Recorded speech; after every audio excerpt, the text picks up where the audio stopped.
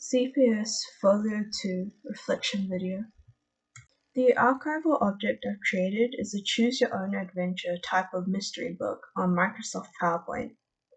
I decided to make this archival object as a form of challenge to actively and objectively link together the CPS Folio objects I've created throughout the entire semester. I felt that this form of choose-your-adventure book was more interactive and engaging experience compared to a simple but perhaps more aesthetic gallery. I wanted something more active for allowing the pieces to have their own moments to shine. Choose your own adventure books are also a fun and slightly different form of interaction compared to the more traditional one that people expect in games and play. In addition, these kind of books were always a personal favorite of mine from childhood, and also something I've always wanted to create.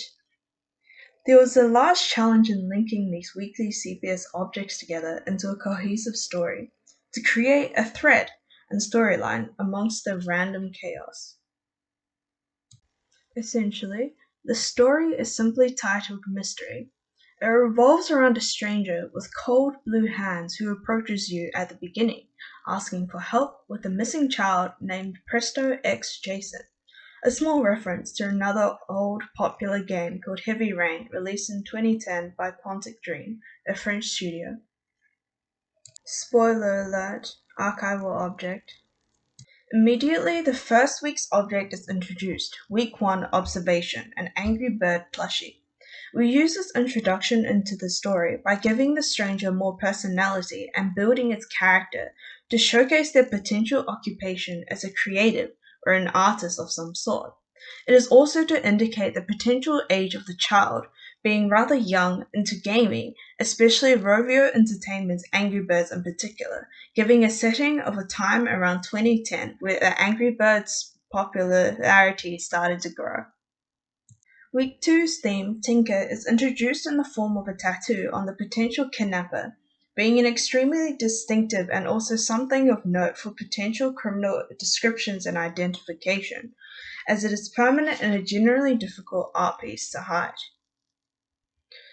Week 3's theme, Found Objects, is a more difficult object to link into, and decided to take the route of placing yourself inside the child's shoes and viewing and checking the immediate surroundings as them. I've tried to make the entire decision making as realistic as possible and also as neutral as possible, even though I obviously have my own favorite storyline and ending. Week 5's theme, Object-Oriented Ontology, is introduced in a place called Bears Are Us, in honor of a favorite toy store, and also to give readers immediate understanding of the type of store and to continue the children's theme throughout the story. In addition, the comic is described in the story as a left-behind clue by the kidnapped/missing child, potentially depicting their own situation and/or loneliness, like Mr. Bear. Week 9's theme of character, environment, and events is introduced as a form of reader distraction and one of the numerous endings. Zip Ice is described as a potential new Pokemon game found at a newspaper stand. Week 4's theme of place is where the conspiracies really start to emerge in the story. It has a creative writing piece introduced as what it is, a piece of writing found in two different ways, one through a newspaper stand and another in an empty house's kitchen. This is one of the endings available where readers learn the potential of it being written by a murderous mother in the creative story, leading readers to a small fright as to who they may have been talking to. A creative worker in the creative industries, a writer. The cold blue hands also serve as an early hint to one of the true identities of the stranger, which can be seen in the first slides in the illustrations. The furniture store is one of the potential locations of interest, serving as the link for Week 8's theme of time.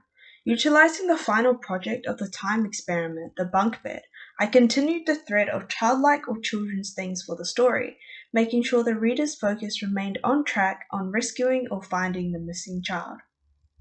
And finally, Week 10's objects with the theme of forces is introduced, one of them as the location of interest and a setting within a discoverable empty house.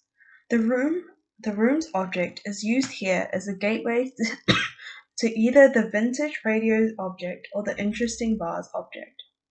The vintage radio object is introduced as a mise-en-scene within the kitchen, a set object/piece to naturally depict the strangeness of the environment, as people generally have more updated equipment, bar collectors. The interesting vase object is introduced in the kitchen as another piece for the environment. However, it serves to nudge readers' curiosity through a strange glow before being interrupted right before you can touch it. Intentionally made to create reader frustration and or curiosity, and forces people to think about what would have happened if I had touched it. Hopefully, I haven't spoiled too much in terms of the story, of which I wanted readers and to encourage you to experience for yourself.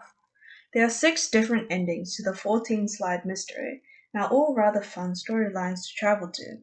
I definitely recommend replaying and choosing different options to see where you end up and building upon the knowledge that you have each time. For example, feeling more uncomfortable about the stranger after unlocking the particular ending in the next replay.